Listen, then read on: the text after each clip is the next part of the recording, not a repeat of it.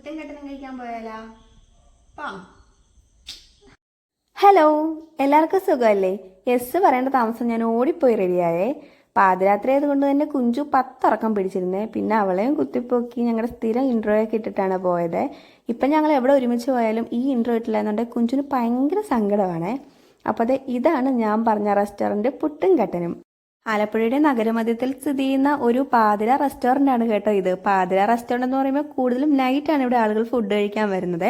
കയറി വരുമ്പോഴുള്ള പുട്ടുകുറ്റികളുടെ എണ്ണവും ഈ ഒരു പേരും കേട്ടപ്പോൾ തന്നെ നിങ്ങൾക്ക് മനസ്സിലായി കാണുമല്ലോ. പുട്ടാണ് ഇവിടുത്തെ സ്പെഷ്യൽ ഐറ്റം എന്ന്. എന്നാലും സൈഡായിട്ട് എന്തെങ്കിലും കറി വാങ്ങിക്കണ്ടേ? ഇവിടെ ചിക്കൻ്റെയും ബീഫിൻ്റെയും വെറൈറ്റി കറികൾ കിട്ടുവേ. അപ്പോൾ നമ്മൾ ചില്ലുംകൂട്ടിലോട്ട് നോക്കിയപ്പോഴത്തേക്കും അവരതെല്ലാം അവിടെ ഡിസ്പ്ലേ ചെയ്തിട്ടുണ്ടായിരുന്നേ. ഇത്രയും സ്പൈസി ഐറ്റത്തിൻ്റെ കൂട്ടത്തിൽ ഒരു സ്വീറ്റ് ഐറ്റം കൂടെ അവിടെ വെച്ചിട്ടുണ്ടായിരുന്നു. കേസരിയാണെന്ന് എനിക്ക് തോന്നിയേ. അങ്ങനെ നമുക്ക് വേണ്ട ഐറ്റം എല്ലാം ഓർഡർ ചെയ്തിട്ട് വെയിറ്റ് ചെയ്യുമായിരുന്നേ. നമ്മളെപ്പോഴും മൂവി കണ്ടിട്ട് വരുമ്പോഴത്തേക്കും ഇവിടെ കയറിയാണ് മിക്കവാറും ഫുഡ് കഴിക്കാറുള്ളത്. ഒത്തിരി റേറ്റ് ഒന്നും ഫുഡിന് ഇവർ ഈടാക്കുന്നില്ല കേട്ടോ. അപ്പോൾ അങ്ങനെ വെയിറ്റ് ചെയ്തിരുന്ന് നമ്മുടെ പുട്ട് എത്തി ഗൈസ്. പുട്ടിൻ്റെ കൂട്ടത്തിൽ സൈഡായിട്ട് നമ്മൾ ബീഫ് ഉലർത്തും ബീഫ് കറിയുമാണ് പറഞ്ഞത്.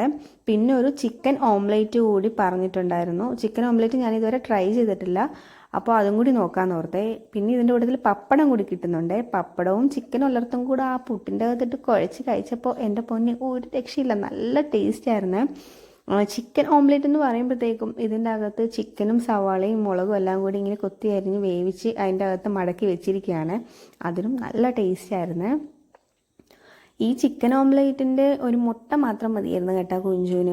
അവൾക്ക് ഇത്രയും കറി ഉണ്ടായിട്ടും ഒരു പപ്പടം മാത്രം കൂട്ടിയാണ് അവൾ ആ പുട്ട് കഴിച്ചത്. എന്താ അല്ലേ. പിന്നെ നമ്മളൊരു കോഫിയും കട്ടനും കൂടി പറഞ്ഞേ. കട്ടൻ്റെ അകത്ത് പൊതിന ഇല കിടക്കുന്ന കണ്ടപ്പോൾ കുഞ്ചു പറയണം അതിൻ്റെ തല കിടക്കുന്നതെന്ന്. അതുപോലെ സ്പെഷ്യലായിട്ടാണ് കേട്ടോ അവർ കട്ടൻ ഉണ്ടാക്കി തരുന്നത്. പിന്നെ ആ റെസ്റ്റോറൻ്റ് അകത്തെ എല്ലാ ഭിത്തിയിലും ആലപ്പുഴ കേരളം റിലേറ്റഡ് ആയിട്ടുള്ള ഡ്രോയിങ്സ് ആണ് വരച്ച് വെച്ചിരിക്കുന്നത്. അപ്പോൾ നൈറ്റിൽ ആലപ്പുഴയിൽ കറങ്ങാൻ ഇറങ്ങുന്നവർക്ക് ഫുഡ് എക്സ്പ്ലോർ ചെയ്യാൻ പറ്റിയ സൂപ്പർ സ്പോട്ടാണ് കേട്ടോ ഇത്.